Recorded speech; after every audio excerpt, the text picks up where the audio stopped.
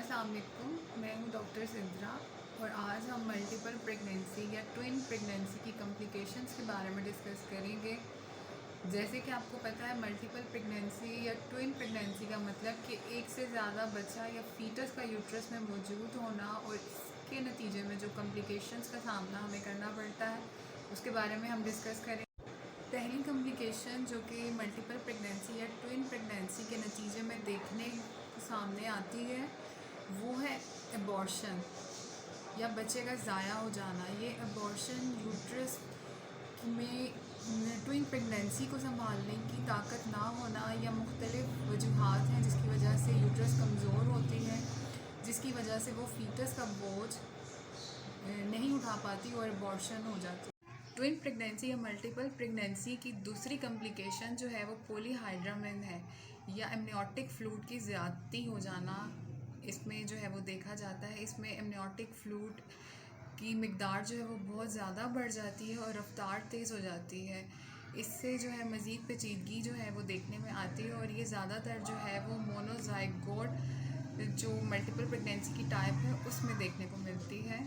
Twin pregnancy की एक और कॉम्प्लिकेशन जिसके बारे में हम बात करते हैं वो है मेम्ब्रेन का रप्चर हो जाना है। इसमें जो है वो मेम्ब्रेन वक्त से पहले रप्चर हो जाती है। डिलीवरी के टाइम कुदरती तौर पर एक निज़ाम होता है जिसमें जो है एमनियोटिक फ्लूइड बह जाता है और मेम्ब्रेन रप्चर हो जाती है। लेकिन अगर यही मेम्ब्रेन वक्त से पहले रप्चर हो जाए तो ये फीटस के लिए ख़तरनाक साबित होती है और ये अमूमन ये कॉम्प्लिकेशन तब देखने में आती है जब हाइड्रामिन्स जो है वो ज़्यादा हो जाए या पॉलीहाइड्रामिन्स की जो है वो कॉम्प्लिकेशन मौजूद हो। तो इसी तरह ट्विन प्रेगनेंसी में जो है फीटल एबनॉर्मेलिटी भी देखने को मिलती है। एक से ज़्यादा फीटस होने की वजह से प्रॉपर फीटस की नशोनुमा नहीं हो पाती बाज़ औक़ात यूट्रस में, जिसकी वजह से जो है कोई ना कोई एबनॉर्मेलिटी बच्चे में देखने में आती है।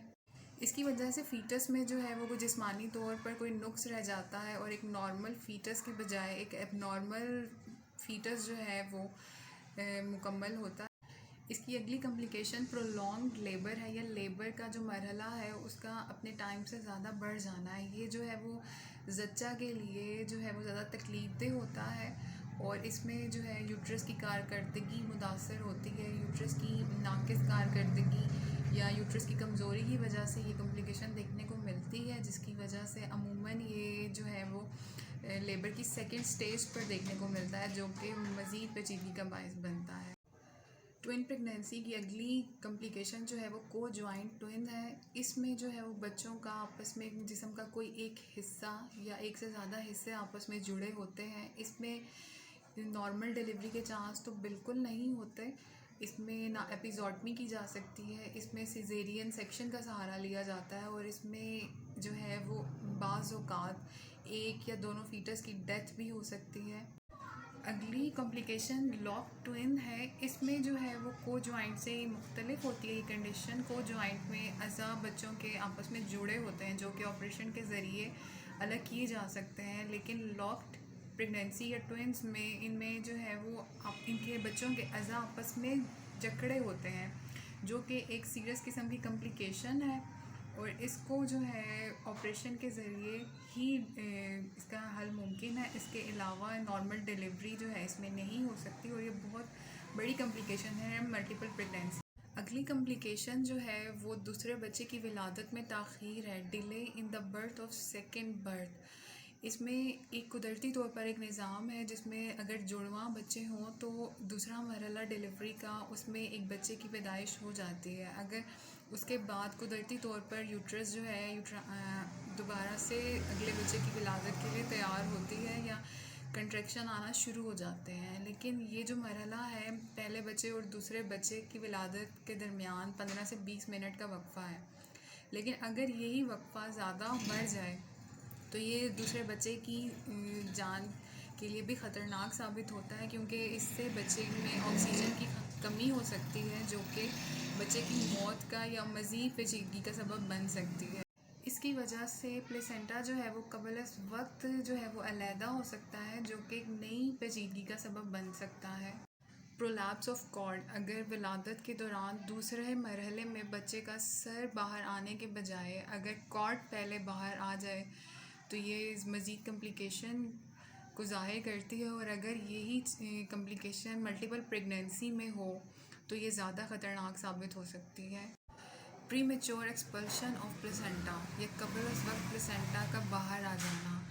प्रेगनेंसी में या डिलीवरी के दौरान जो है वो पहले बारी बारी बच्चों की विलादत होती है, उसके बाद प्लेसेंटा जो है वो बाहर आता है। लेकिन बाज़ औक़ात कॉम्प्लिकेशन की वजह से अगर जो है प्लेसेंटा पहले ख़ारिज हो जाए तो फिर मज़ीद पेचीदगी का बायस बन। डाइज़ाइगोट में प्लेसेंटा अलग अलग होता है, जबकि मोनोज़ाइगोट में प्लेसेंटा एक ही होता है। और किसी कॉम्प्लिकेशन की वजह से अगर ये प्लेसेंटा जो है पहले बाहर ख़ारिज हो जाए विलादत से पहले, तो दूसरे बच्चे के लिए जो है वो ख़तरे का बायस बनता है, जिसकी वजह से जो है एस्फिक्सिया, ऑक्सीजन की कमी हो जाती है और सांस लेने में बच्चे की दिक्कत होती है, जिसकी वजह से बच्चे की मौत वाक़ई हो सकती है।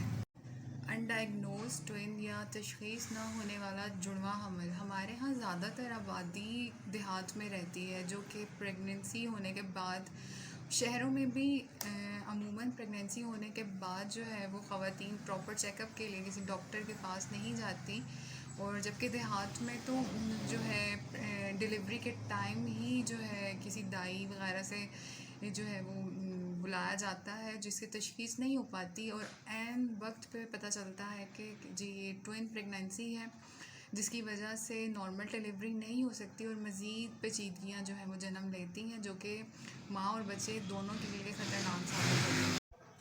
पोस्टपार्टम हैमरेज या विलादत के बाद जो है ये ऐसी कॉम्प्लिकेशन है जिसमें विलादत के बाद यूट्रस जो है वो अपनी मुकर्ररा मुद्दत और मुकर्ररा हालत पर वापस नहीं लौट पाता या सुकड़ता, जिसकी वजह से ब्लीडिंग बहुत ज़्यादा हो जाती है, और ब्लीडिंग बहुत ज़्यादा होने की वजह से कॉम्प्लिकेशन पैदा होती है, और जच्चा का खून ज़्यादा निकलने की वजह से, ब्लीडिंग ज़्यादा होने की वजह से उसकी जान का भी ख़तरा होता है।